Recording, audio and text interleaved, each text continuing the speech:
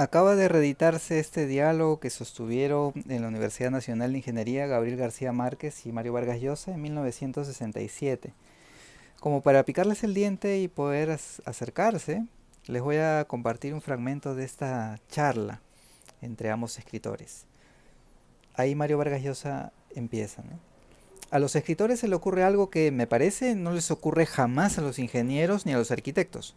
Muchas veces la gente se pregunta, ¿para qué sirven?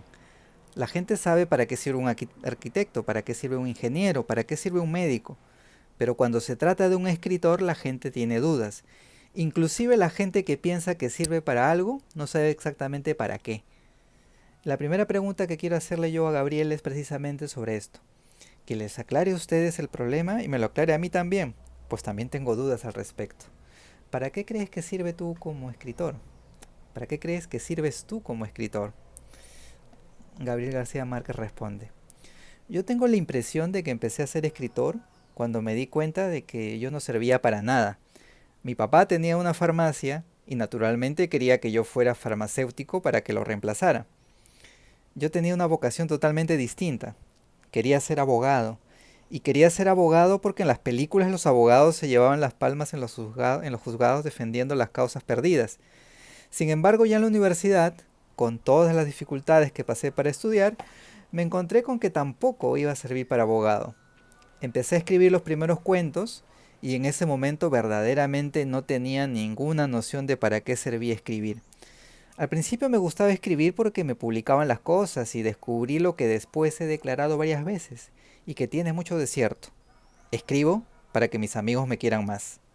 Pero después, analizando el oficio del escritor y analizando los trabajos de otros escritores, pienso que seguramente la literatura y sobre todo la novela tienen una función. Ahora no sé si desgraciada o afortunadamente creo que es una función subversiva, ¿verdad? En el sentido de que no conozco ninguna buena literatura que sirva para exaltar valores establecidos.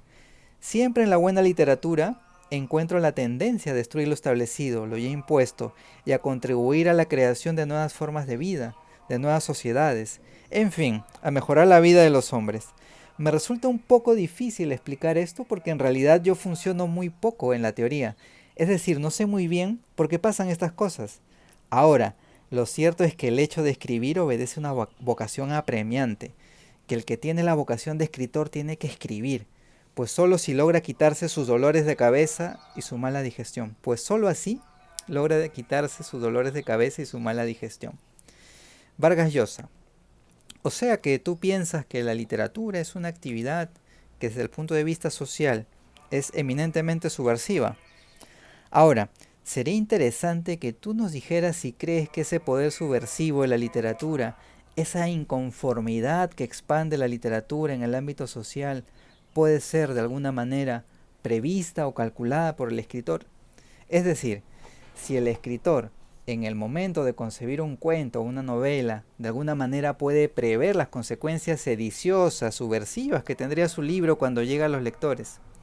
García Márquez. No, yo creo que si esto es previsto, que si es deliberada la fuerza, la función subversiva del libro que se está escribiendo, desde ese momento ya el libro es malo.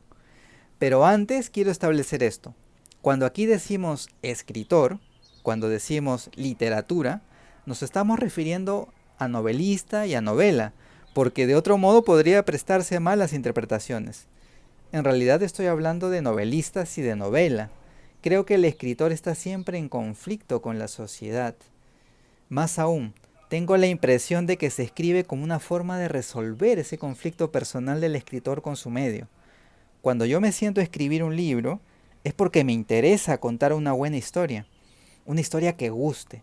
Lo que sucede es que yo también tengo una formación ideológica.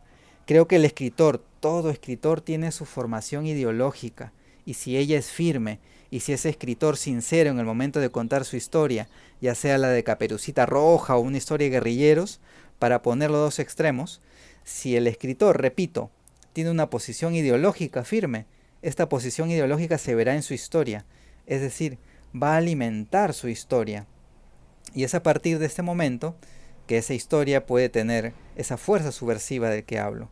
No creo que sea deliberada, pero sí que es inevitable.